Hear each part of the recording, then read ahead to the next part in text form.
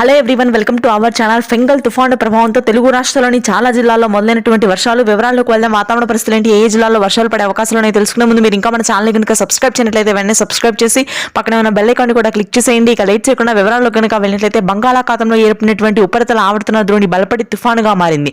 ఈ ఫెంగల్ తుఫాను ప్రభావంతో దక్షిణ కోస్తా, రాయలసీమ జిల్లాలో గత 2 రోజులుగా కురిసినటువంటి వర్షాలు మరింతగా పెరగనున్నాయి. ఇప్పటికే చెన్నై అదేవిధంగా తమిళనాడులోని చాలా ప్రాంతాల్లో రెడ్ అలర్ట్ ని ప్రకటించింది వాతావరణ కేంద్రం.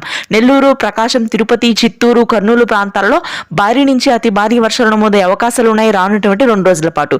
ఇక డిసెంబర్ 2వ తారీఖు వరకు కూడా మనకి మధ్యాంధ్ర, ఉత్తరాంధ్ర జిల్లాల్లో వర్షాలు కురిసే అవకాశం ఉంది.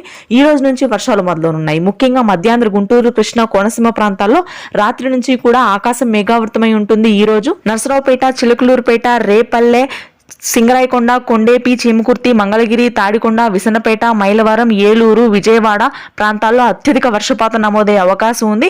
ఇక ఉత్తరాంధ్ర, శ్రీకాకుళం, విజయనగరం, విశాఖపట్నం ప్రాంతాల్లో కూడా 100 నుంచి 180 మిల్లీమీటర్ల వర్షపాతం నమోదవుతుంది. 60 నుంచి 70 కిలోమీటర్ల వేగంతో భారీ ఈదురుగాలు వీయనున్నాయి. ఉత్తర కోస్తా, ఉత్తర తెలంగాణ జిల్లాలో కూడా ఈ వర్షాలు విస్తరించే అవకాశం ఉంది. ఇక తెలంగాణ వ్యాప్తంగా ఉష్ణోగ్రతలు కనిష్ట స్థాయికి పడిపోతాయి. ఇది ప్రస్తుతానికి ఉన్న వెదర్ అప్డేట్. Thank you.